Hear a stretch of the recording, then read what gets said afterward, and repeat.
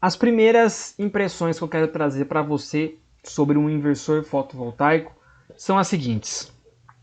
Esse tipo de equipamento, por ser autônomo, ele está desconectado da rede elétrica. E por ser desconectado, ele consegue fornecer tensão variável em corrente alternada sem referência da rede elétrica. Ou seja, todos os parâmetros de tensão e frequência, por exemplo, serão tidos exclusivamente através da eletrônica de potência que está aqui dentro do equipamento.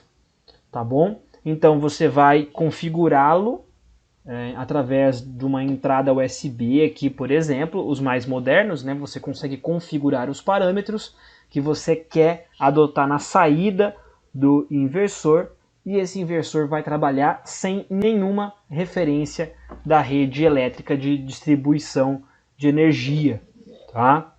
Esses equipamentos também precisam fazer uma ventilação forçada, tá? Em quase 100% aí dos equipamentos você vai trabalhar os inversores com ventoinhas. Então, de um lado, por exemplo, você tem os bornes de conexão para saída alternada, do outro lado você tem as ventoinhas que fazem a troca de calor com o meio externo, tá? Além disso, toda a carcaça dos inversores também são feitas em aletas para que exista a troca de calor de maneira natural. Esse equipamento, via de regra, ele esquenta bastante, tá? Ele esquenta bastante, então ele não pode ser instalado em locais fechados, sem circulação de ar, porque você vai ter um grave problema de sobreaquecimento. Só que, por outro lado, ele também não pode ser instalado ao tempo, tá? Diferentemente de inversores conectados à rede, que alguns possuem grau de proteção IP65, 67, né, 68, por exemplo, os inversores autônomos, eles não podem tomar sol, eles não podem tomar chuva, né, nenhum respingo de chuva, nada, porque eles não foram preparados para esse tipo de situação. Então, ao instalar um inversor fotovoltaico autônomo, tenha em mente que você vai precisar abrigá-lo em alguma cobertura, em alguma área específica para ele, tá? Alguns equipamentos de melhor qualidade e maior capacidade energética possuem o suporte à sobrecarga.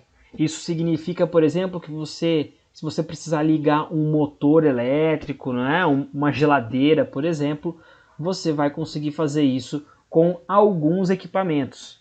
Tá? Então, quando você estiver projetando um sistema fotovoltaico, nós até vamos estudar isso no módulo 5, onde nós fazemos o cálculo de 2 projetos, eu falo sobre essas situações.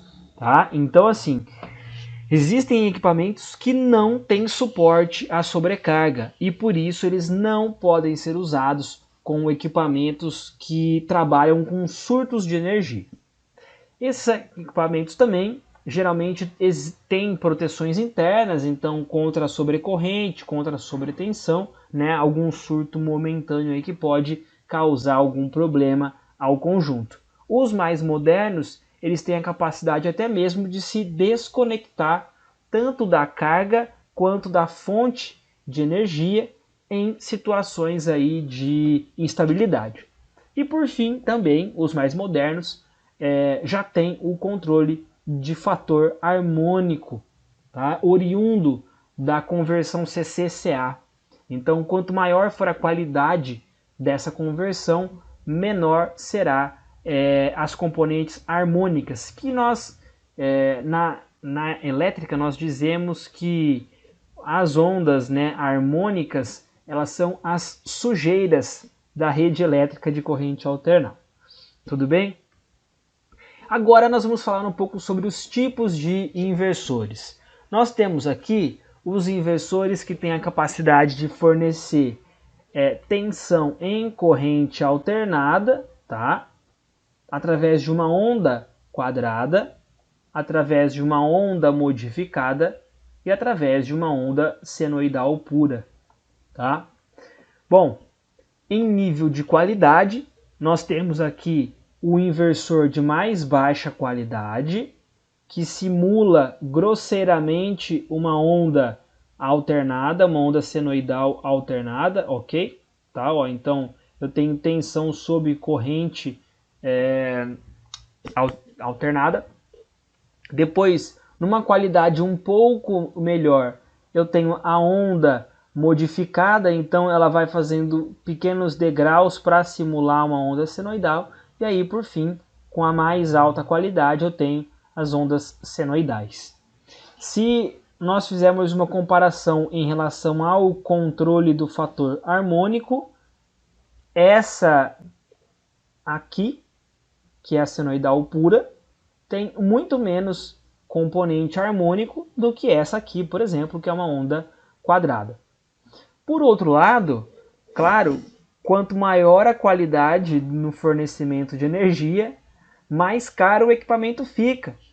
Então, se você fizer uma comparação entre inversores de onda senoidal e inversores de onda quadrada, você vai perceber que a distância de precificação é absurda. Tá? Então, quando que você vai usar um tipo de equipamento e quando você vai usar outro? Tá? Você vai optar por inversores de onda quadrada quando você conectar cargas resistivas. O que eu quero dizer com isso, por exemplo? Se você for conectar uma lâmpada incandescente, por exemplo, ela é praticamente uma carga resistiva. Você precisa fornecer uma onda senoidal? Não, não tem essa necessidade. Pode fornecer uma onda quadrada. Ah, você vai ligar um chuveiro, por exemplo. Preciso fornecer uma onda senoidal? Não, pode ser a onda quadrada. Tá? Porque são equipamentos que pouco vão sentir essa variação brusca aqui da tensão e da corrente, claro. Os equipamentos de onda modificada, que é a onda senoidal modificada, é um equipamento de qualidade intermediária. Você já consegue conectar equipamentos que possuem na sua entrada uma proteção, um filtro de boa qualidade para receber uma energia mais suja, tá? E aqui estão eletrodomésticos, né, e outros equipamentos. E por fim, quando que você vai usar os inversores de onda senoidal pura? Quando você trabalhar com equipamentos extremamente sensíveis, como por exemplo, equipamentos de telecomunicação, equipamentos de informática, televisores, né, e outros que são eletronicamente complexos de serem conectados. Esses equipamentos, sim, você precisa priorizar um inversor de onda senoidal para que você tenha um uso adequado do equipamento que se deseja utilizar. Essa é a aula onde nós falamos sobre os inversores interativos e é a última aula do conjunto de videoaulas que fala sobre as características técnicas e utilização em sistemas fotovoltaicos. Quero iniciar aqui a nossa aula falando um pouco sobre as principais características dos sistemas fotovoltaicos conectados à rede. Tá? Em relação aos outros componentes que nós estávamos estudando, todos eles de sistemas autônomos, agora nós vamos falar um pouco sobre o inversor que é usado em sistema conectado à rede. Bom, qual é a principal característica que difere o interativo do autônomo? É que o inversor interativo ele precisa estar em paralelismo constante com a rede elétrica. Por quê? Esse inversor ele não possui internamente a capacidade de converter a energia e fornecer para a carga se ele não souber quais são os parâmetros da rede. Isso por quê? Porque o inversor interativo ele é um espelho da rede. ele não pode fornecer algo diferente do que o que a rede elétrica está fornecendo, porque eles estão em paralelismo. Dessa forma, é através desse espelhamento, dessas características, que o inversor fotovoltaico interativo consegue saber os valores de sobretensão, sobrecorrente, frequência, distorção harmônica, fator de potência e também é através desses parâmetros que ele faz o anti-ilhamento do equipamento. Se ele percebe algum tipo de sobretensão na rede, ele desliga. O mesmo acontece se ele perceber variações de sobrecorrente, variação em frequência, em fator de potência, distorção harmônica e assim sucessivamente. O que eu quero dizer com isso? Ele é um equipamento extremamente seguro e foi feito para trabalhar em perfeita harmonia com a rede elétrica. E por ter todas essas características, essas proteções, a segunda característica mais importante desse equipamento é que ele tem a proteção contra o anti-ilhamento. Isso significa que um inversor fotovoltaico interativo ele não permanece ligado se faltar energia da rede.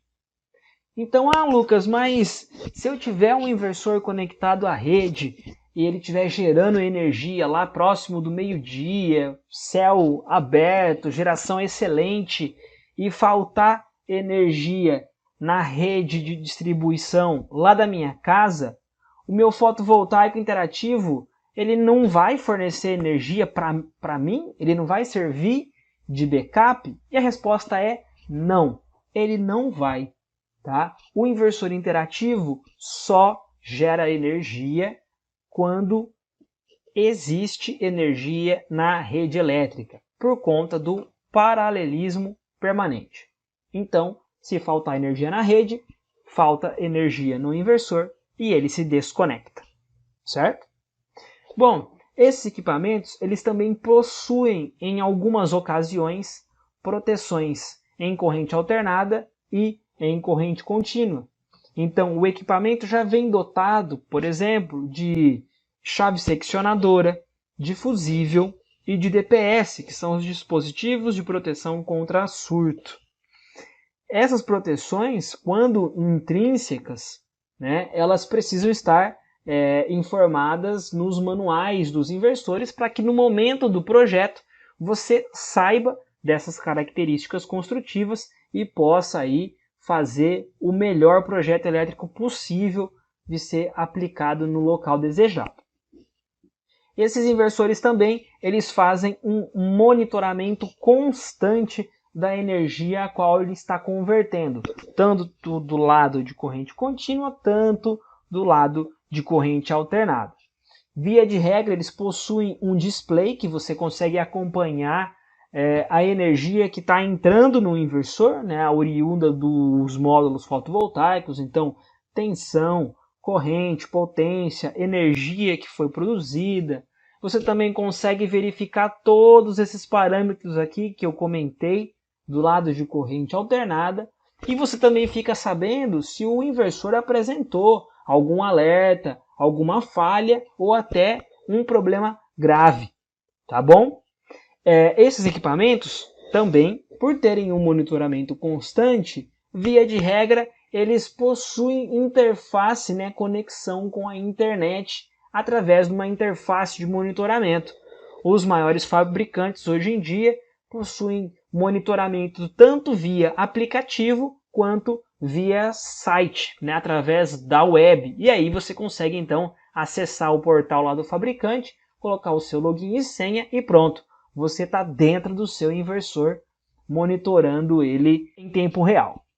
E, por fim, eles também possuem as entradas em MPPT, herdadas lá dos controladores de carga dos sistemas fotovoltaicos autônomos. E como a gente já estudou anteriormente, o MPPT é o responsável por fazer a variação da tensão e da corrente de entrada oriunda dos módulos fotovoltaicos para que a combinação desses dois fatores resultem na maior potência possível fornecida ao conjunto de conversão CC-CA. Os equipamentos mais modernos e de melhor qualidade possuem inúmeras entradas MPPT no equipamento. Tá? Então você vai ter aí 2 entradas, 3, 4, 6, 14 entradas, dependendo da capacidade do equipamento.